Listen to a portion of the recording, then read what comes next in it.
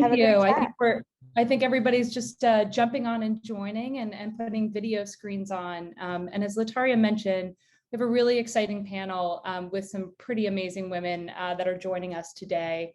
Our focus is really about this idea about balancing life and business. And today in this session, we're going to talk about how these really powerful women have been navigating their marketing careers, creating better workplaces for working mothers, and then also finding new growth drivers for brands as part of this.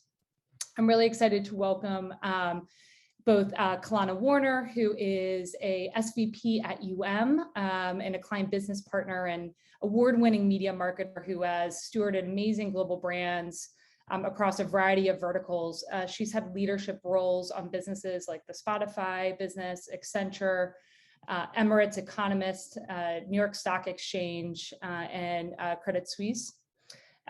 I love that Kallana is also has hosted UM's 2019 International Women's Day, really involved in the 4As and anti-racism task force, and provides mentorship for students in multicultural advertising intern program. In addition, Priya Narang is joining us, who is a partner of LMA and Kouture. Priya has an extensive background and experience working for Fortune 500 brands. She has led media marketing for companies like Volkswagen, BMW, Sprint, and has focused also on the publisher side, including Vogue and Time Inc. brands. What she is doing now is really special, working with a variety of brand leaders to actually focus on a global rollout of Kouture, which is the world's largest, most sustainable fashion competition to Gen Z audiences. So really excited to talk to her about that. Lindsay Lindemulder is a brand director over at Merrell. She really does have a passion for building brands that have staying power. She began her marketing career at Wolverine, which is the parent company of Merrell, and her focus right now is ultimately driving amazing kind of creative brand experiences to shed the light of the benefits outdoors. So ladies, welcome. Really excited for this session. Thank you. Thanks, Elizabeth. I know. We're going to jump in because I know each of you are really excited and ready to talk about this topic. And I know in our earlier discussions, there was a lot to talk about. And I think we may have maybe about 5 hours of conversation to have, if not more. But Priya, I wanted to start with you. And as working mothers, that topic of balance is very much regularly part of that conversation.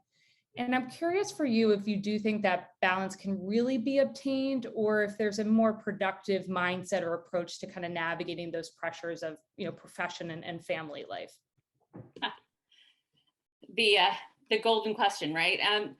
So I would start, Elizabeth and team, by saying that in order to assess whether balance is achievable, we probably really need to, in my opinion, redefine what balance is. I could share with you that pre-COVID 2.5 years ago, balance for me meant waking up at 5:45 in the morning, throwing my daughter's lunch together somehow, somewhat, kissing her goodbye while she was still sleeping, jumping in the car that hopefully my husband had started, racing to a train, commuting 4 hours a day to a job, working, making every excuse possible for why I might have, come in right at 9 and left right at 5, not having to play victim to, there's 4 extra hours here. And balance for me was the ability to do everything, not fail anybody, be a successful mom, be a successful wife, be a successful employee, a leader, a mentor, but not to almost cut every corner I could possibly cut to do it all. And if I say anything, I would tell you that those boundaries of balance, I didn't choose. Those were the boundaries that were set up societally, I'd say, for us as working women and working mothers. I didn't choose those boundaries. I felt privileged that if I got home and got to see my child awake or asleep, I had achieved balance. So I'd say that what COVID has taught us, and me particularly, is the need to redefine what balance is. And I'd say that it probably taught a lot of dads and men that as well. I don't want to fall on the gender bandwagon here, because I think what we realized, or at least what I realized, was balance was about quality and not quantity. It was about doing what I was doing right and giving 100% of my time, and reaping 100% of the benefits from those interactions. So balance for me was actually getting to, getting to read a story at my daughter's school for the first time. It was getting to do yoga every day. It was having the ability to get on email at 10 o'clock and do all my work, or redefine what 9 to 5 means. And so I really do think, is it achievable? 100%. But how we define it has to start personally and be adopted institutionally. Yeah. I love that kind of redefining what does 9 to 5 mean anymore. Lindsay, I'd love to hear your perspective, because I know we were talking a little bit about this yesterday as well. Yeah, everything that you just said like rings so very true. And it's interesting when we talk about balance, like I think of like one of those like old school scales that's like this, right? And it feels like it's like personal and work, and you're trying to like somehow do both of them perfectly, but like the scales are never perfect. Like, and I'm totally going to paraphrase this, and I hope that I'm crediting it correctly and all of the things, but Madeleine Albright recently passed away, and I had a friend who had an interaction with her and and had shared something that she said about like women being able to have it all. You just can't have it all at the same time. And I'm wildly paraphrasing that. But that has become very, very true for me since becoming a mom and continuing to grow my career, that like there are moments when your career is the thing that's like going hard and going fast. And it feels like you're doing a 4-hour commute, and you're kissing your kids when they're sleeping, and lucky if you're kissing them when they're awake. And that can be that way, and it can be that way for a little while, but at some point in time you're probably gonna shift, and it's always going to be this constant like shifting back and forth. And when you can recognize that you can do all the things, but you might not be able to do all of them at the same degree at the exact same time. And that's okay, because the season that you're in right now is not going to be the season that you're in forever. And those seasons change, and our careers change, and our families change. And for me, I think understanding balance came sort of to light in a clearer way for me in acknowledging that, and saying like, there are parts sometimes when my career is going to take first, and sometimes when my family is going to take first. And that's okay, because what is the choice today is not going to be the choice forever and ever and ever. And so, yeah, it's really wild what COVID did to like throw us all into a tailspin in that way, and sometimes in the very best way. Yeah, I love that. And just to build on that, because I think there's kind of COVID and also all of you work at pretty amazing companies and organizations that are really reimagining kind of what the workplace is and the programs that they're putting in place for women. And Kallana, I'd love to, knowing you're coming from with a really strong company culture, I'd love your kind of perspective in terms of the actions that have been starting that have been put in place to bring that better community for working moms and create a more welcoming environment. And I'd love your perspective too, just in terms of how that's shifted over time based on your experience and your role in that. Yeah, sure. So I'm the mother of a almost 5-year-old, and I'm a single mother. So for me, I'll say any job throughout my career, it's really important to have a company that supports working women. And I feel very fortunate that I've been able to work for with since I was pregnant and up until now, where my daughter's almost 5. About 5 years ago, there was a group called Moms that was started. It's so like moms at UM, a little play on the British spelling of mom. And since then, it's really grown organically. It really started really small, and now we encourage all new mothers to join the group even while you are pregnant. And what it is essentially, it's a vault. You can come in, talk about any challenge that you're having within your career. We're very connected with leadership. We've had many of our leaders come to the monthly meetings because we have a curriculum of topics from like back to the office. How's everybody doing it? Vaccinations, vacations, like everything. And we're able to really draw from each other and our experiences to help each other. And I love the group very much for that. And then the other thing I would say is really critical, and especially because I'm a single mom, is Bright Horizons. And for those who aren't familiar, so Bright Horizons is a child care facility. So you'll see them throughout New York City and even in New Jersey, which is where I live. But they also have the option to have someone come to your home. So as part of our benefits package at UM, if you need extra backup care at any point in time, and trust me, it's my lifeline. I've used it for when I'm like, my daughter's sick and can't go to daycare, or if I have to travel for work, we all get a benefits package that includes a certain number of days so that someone can come to your house.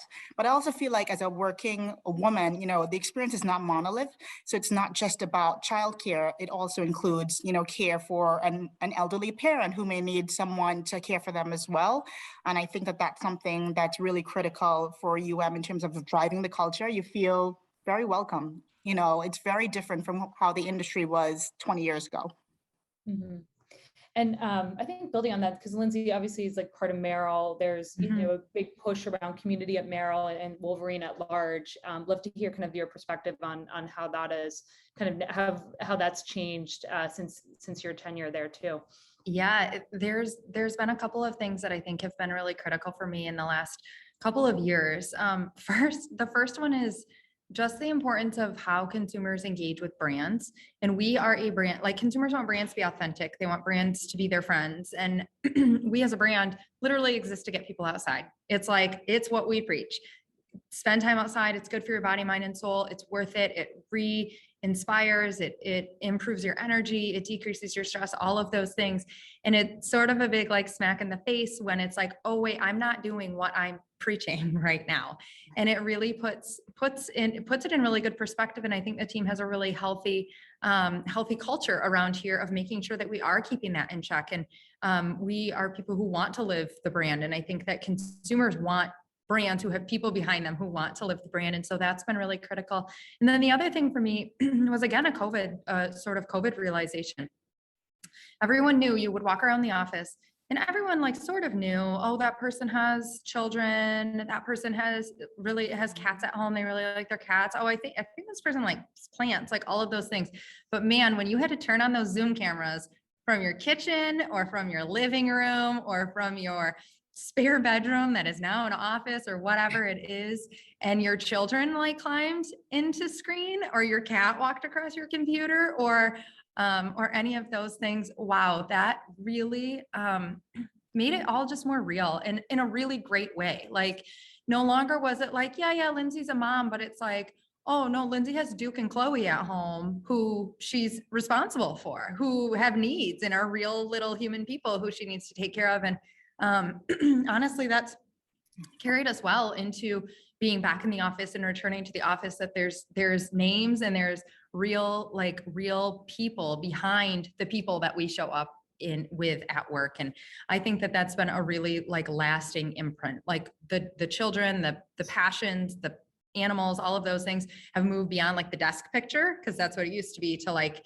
real engagement with coworkers. I mean, with my brand president has now seen our kids like walk onto the screen. Like that's what it is. And there's no longer any like shame in that game, because it used to feel a little bit like, kids, get out of here. Like, get out of here. You can't, my work people can't know that I have like real things going on back here. And I've just seen that like that level of sort of shame come way, way, way down. And that's been awesome for culture and for work-life balance and for all of those things. I think it's funny. I mean, it takes us to move to virtual video conferencing to actually build deeper connections with the people that we work with, or spend, 8 to 10 to 15 hours a day, which is just, I think that part, when I know, Lindsay, when you were and I were talking about that, and that it was just kind of a revelation to me. It is. It's bizarre. It's really unbelievable. I was, I for a period of time, I was, with my parents out in Florida. My mom regularly did laundry behind me. So everybody was like, hello, Mrs. Firth, hello, the laundry at every single formal client business meeting, which was a true delight on my end. But everybody got to know my mom fairly well, which was really nice. over the course of it.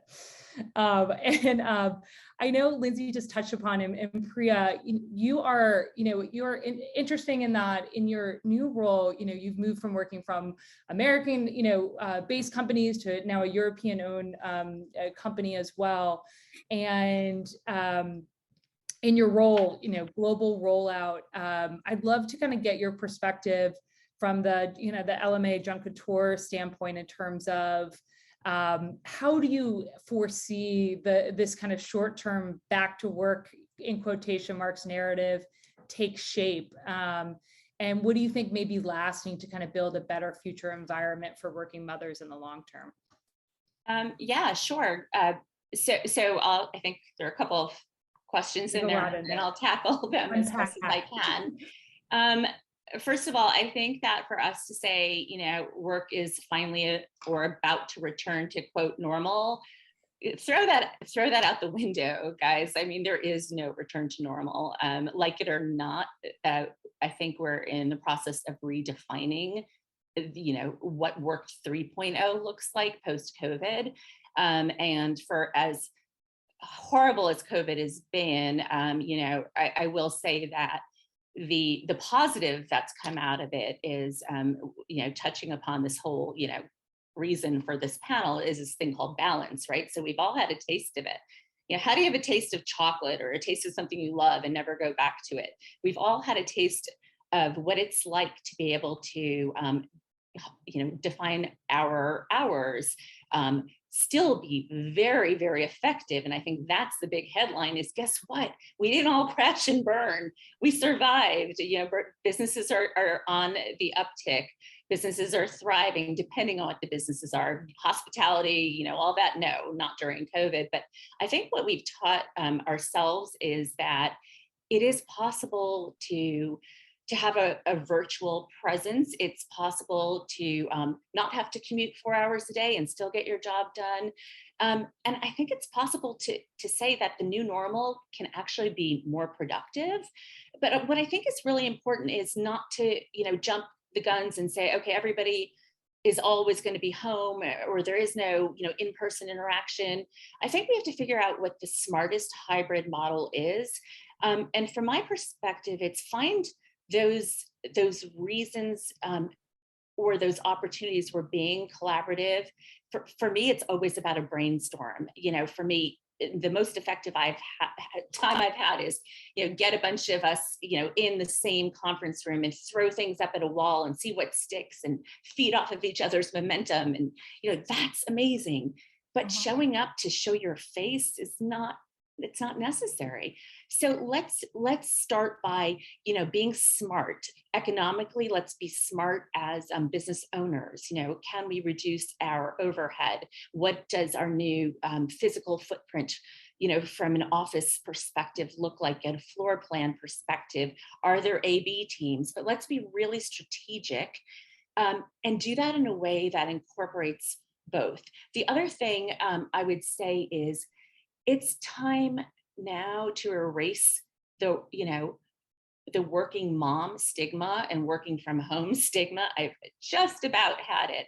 And I think that it's very important to stop apologizing. And it's very important for us to be heard and have a voice.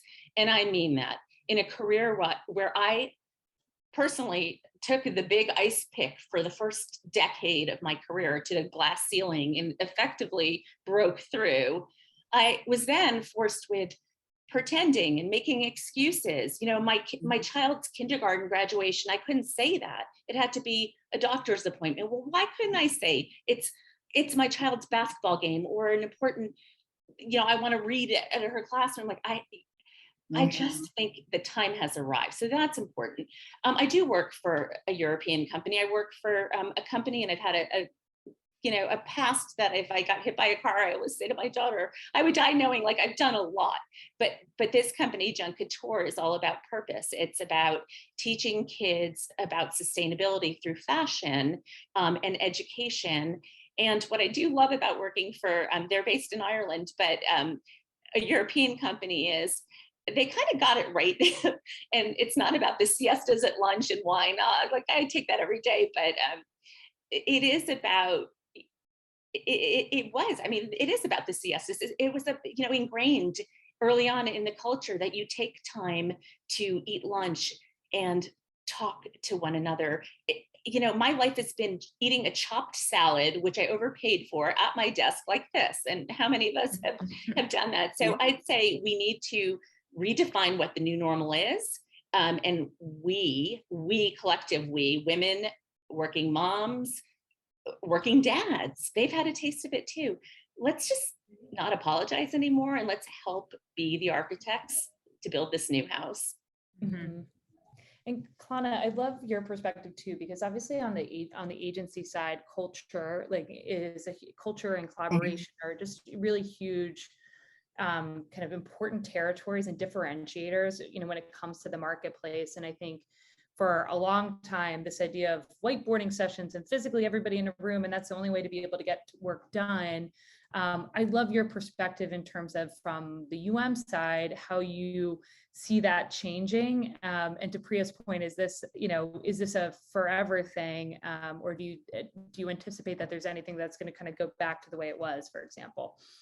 Yeah, sure. And we're actually going back on Tuesday. I mean, we've been open. So April 5th is the day. But I'll start by grounding what I'm about to say with the fact that I always tell myself that none of this matters, my career, anything, if my daughter never saw me. But then also at the same time, I think, well, bills don't pay themselves. Like, you want to go to Disney, I want you to see that I'm on this laptop, me typing and doing all these things, means something. And so I start with that to say that it's really important as we go back to craft your own personnel balance. And so I've been super purposeful on a personal level about what going back means for me. And then I just had to send a big email to my team this week about, all right, we're coming back. We're going to eat lunch. We're going to have happy hour. But then also leaving it up to them to decide how they want to design their own life, because I'm a working mother. And so has given us 2 days on average per month. There's no policing. There's no in-office police coming to check. I don't think anybody cares, but I think the idea is that we're going to come in on certain days where we can actually be together, and there are meetings where we can throw things up at a wall. I do think in this industry, there are a lot of meetings that are just as effective virtually, and we have seen that for the last 2 years. But I'm also a believer that we're a creative industry, and we do feed off of each other's energy, as Priya was saying. And I do think there are times when being in a room, brainstorming, putting things on a wall, or even being able to have a happy hour and really connect. I feel like some of my best friends in this industry, I've made because I've sat in rooms with them for far too long. I'm spending way more time with them than my actual family. So as far as balance, I think it's a bit of both. So for me personally, my personal balance is going in on Tuesday. That's one of the days. And then the other one, we'll see what happens. And everybody else is free to do the same. And I'm glad is flexible. And the other thing I also want to say is sometimes crafting your balance means that you work from home permanently. We also have employees that have that flexible option who are permanently working from home, and we want to ensure that they feel encouraged, that they're also part of the culture, and we try to incorporate them as much as possible too. I think that's pretty amazing. I think that flexibility and actually what you're saying, Kallana, just is, I think, a great example kind of in our next area that Lindsay, I'd love to get your perspective on, is this idea of empathetic leadership.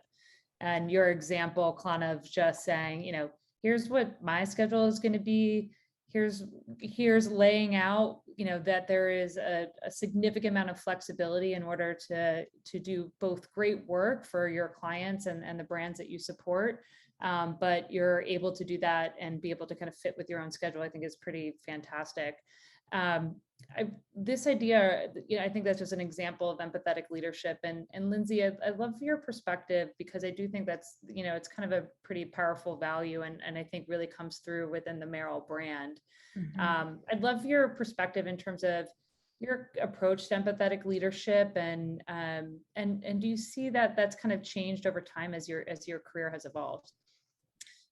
Yeah, I feel pretty passionately about this like topic of empathetic leadership because I know so many other people. I find myself like really frustrated with what's going on in our culture, and that we live in somewhat of an outrage culture right now. And yes, there are definitely things that we should be outraged about that we see happening around us. But this combination of like people just wanting to get super, super hot on specific things and feeling like we aren't all working together well, or like living together well, or existing together very well, I think for me really boils down to this idea of empathy and being willing and putting in the effort to consider where somebody else is coming from. Like to consider that we are not all the same, and what makes we know this, what makes the best businesses, what makes the strongest businesses, what makes the most profitable businesses are diverse, are made up of diverse people. And that means that it's all sorts of different people who are not gonna always see eye to eye, who are not going to have the same set of lived experiences or learned experiences. And on the one hand, we know this, and we seek out increasing the diversity around us, gender, race, religion, experience, everything. And then on the other hand, sometimes it still feels like we're not all very good as a society at being empathetic to other people who have different viewpoints than us, or who have different experiences than us. And from a brand perspective, again, like when you are preaching it from a brand perspective, and for us, it's about the outdoors being something that everyone is not only welcome, but everybody feels like they belong outdoors, and everybody knows about what the outdoors can offer to you. And we believe that, the people who work here believe that to our core. And then when you don't live that out, then it's like the worlds come sort of like crashing into each other, that something is really wrong. And I just think as like leaders, and I think women are better at being empathetic, because I just think it's like the community of women. But when you're able to stop and take the effort to say like, what might that person be feeling, and why might that person be feeling that or thinking that, or coming to the table with that perspective, and appreciating that they are coming at something with a different perspective than you, I think is where you get better teams, better businesses, better results, like, and better working relationships, like all the way around. So I feel like it's like the unlock for us in like moving our society to a more positive place. Not that we all need to be more the same, but that we can appreciate that people are different for the experiences that they've had in their lives. Lindsay, could I jump onto that, just because I love and appreciate everything you said, and I feel like we'll be friends off panel. But to me, empathy, it starts with you, even if it's not given to you. And I learned that the hard way. My job pre-COVID, when I was negotiating it, 5 years ago or 4 years ago, my boss at the time, I had come through the working 5 days a week, the this, the that, and everything. And I begged for 1 day from home. I absolutely begged. And so he said no 5 times. And then I finally said, it's a deal breaker. I need 1 day from home. And so then he said, okay, well, let's talk about, how we can cut then your ask on the pay side. And I was like, whoa, wait, so are you saying that I'm not working, or am I working from home? Because I plan on working from home.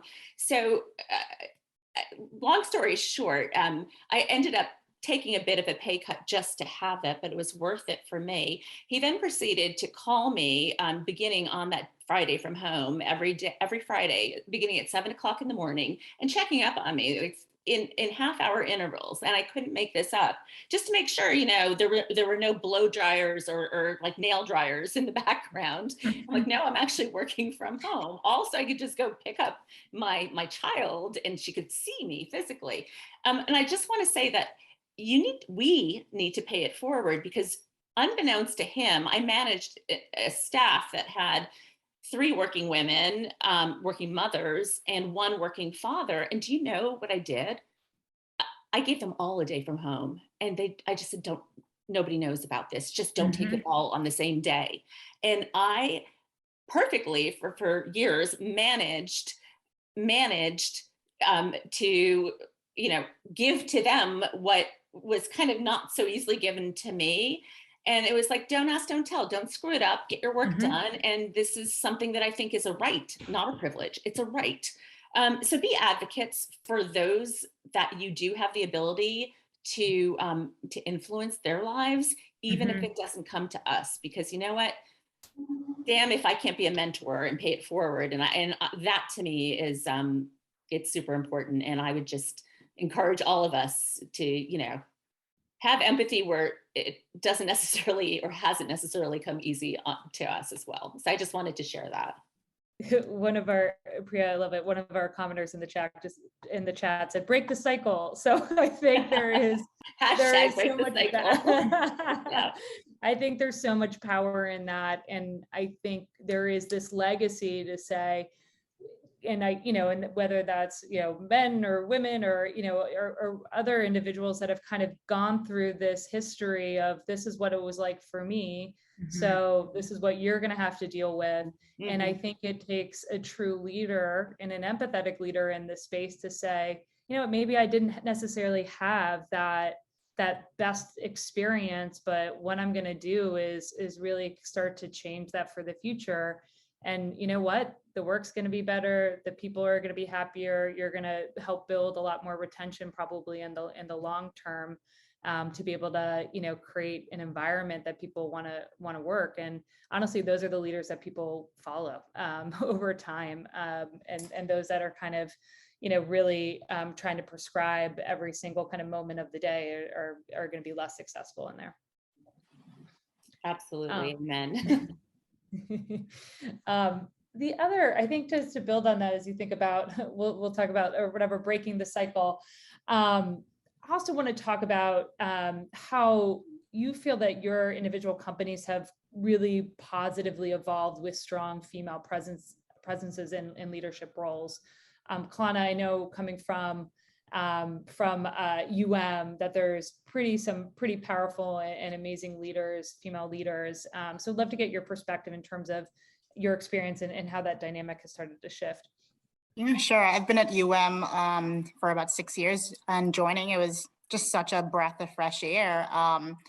Well, at the time, we had a female leader, and then we've had our global CEO currently is a female leader, and then our last 2 US CEOs have been female as well. But what I like about all 3 of them is that they're also working mothers, and that's just not something that, as I was more junior in my career, I saw a lot of. It seemed, previously that there was this giant sacrifice that had to be made, and as Priya talked about, the ceiling that, forget women, working mothers as CEOs. And so it's been a huge inspiration to me. We also have a new US CEO who is a male. And one of the first things that, he shared with us as he joined the organization in January was telling us about his identity and who he is as a family and as a father. And I feel like women in leadership has been very strong at UM, but then it's really important to have men in leadership who are not just advocates, but then also allies, and that they are, taking time off to go to the basketball games, et cetera.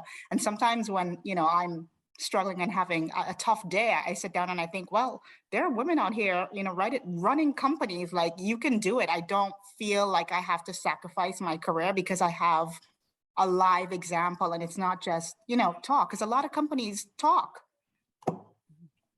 I couldn't agree more with everything that you just said. From when I was young, when I was a young girl growing up in the community that I grew up in, if there was a adult woman who was working, she was most likely a teacher or a nurse. Like, check, those are the jobs. And this marketing thing and the business thing, even my parents probably are guilty of thinking that this would have all stopped once I had kids. And I totally agree with you that for me, it was really seeing those women ahead of me and seeing those women here within the organization that were doing great at their careers, but they were also being really great moms, and their kids were great, that it was working, that I was like, okay, we can do this.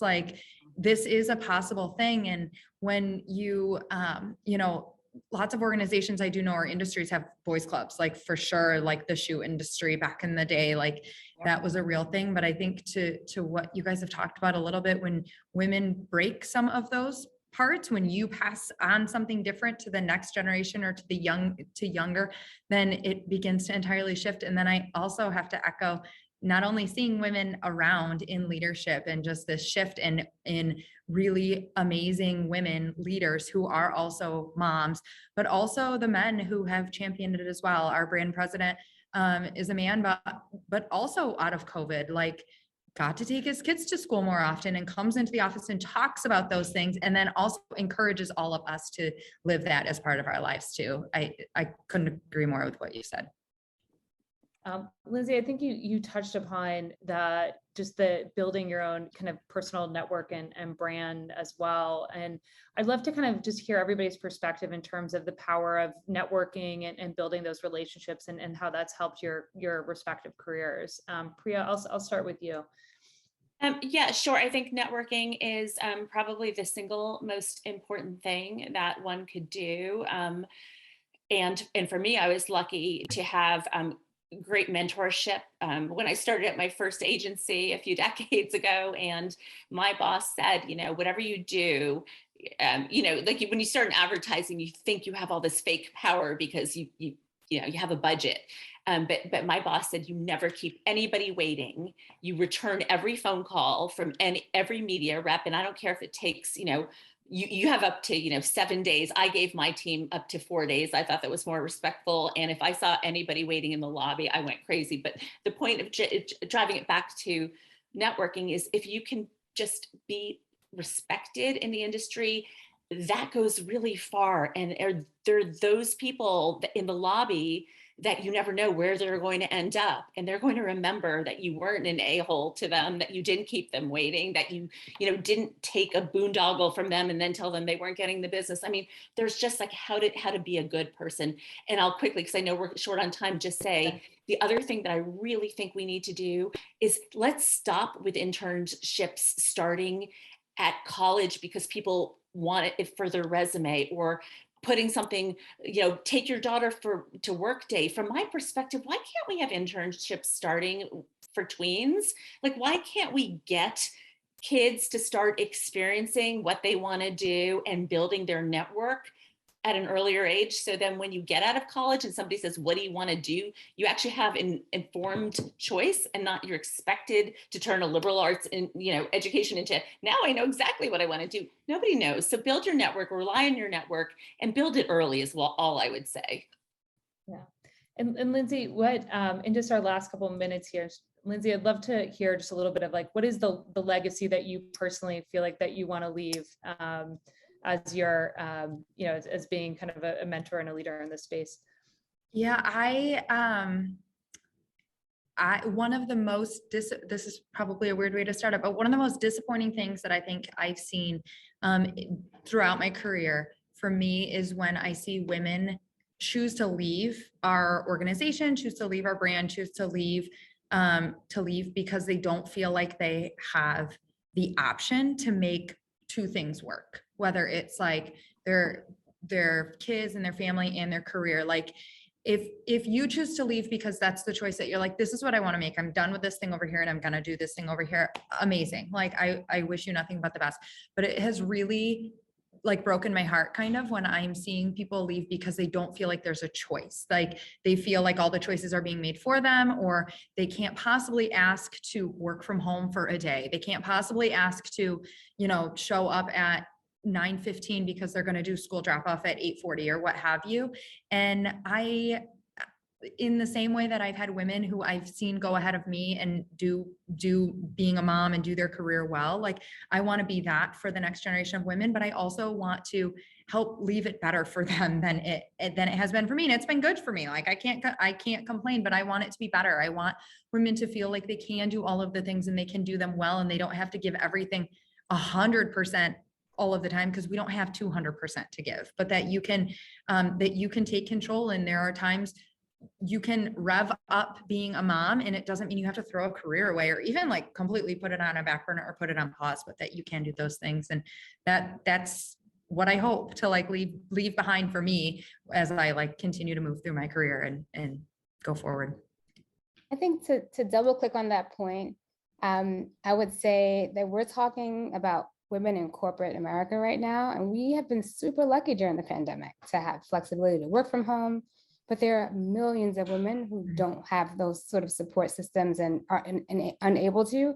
And so I was thinking a lot about Bright Horizons when Kallana mentioned that, and how that has been a part of my corporate experience my entire career, but it isn't for someone who works in hospitality or even a teacher. So when this group, and you guys were super dynamic, thinks about what the new balance is and designs that, let's think about all the women. So this was fantastic. I wish we could talk much longer all day, but we have hours to talk about. for sure. Thank you so much for lending your time, Kallana, Lindsay, Priya, Elizabeth. I so appreciate it. We'll definitely have you guys back on because this is a topic that needs to be exhausted for sure. There definitely have to be a part 2. Yes. Thanks, ladies. So long, Thank ladies. you. Bye-bye. Bye. Bye.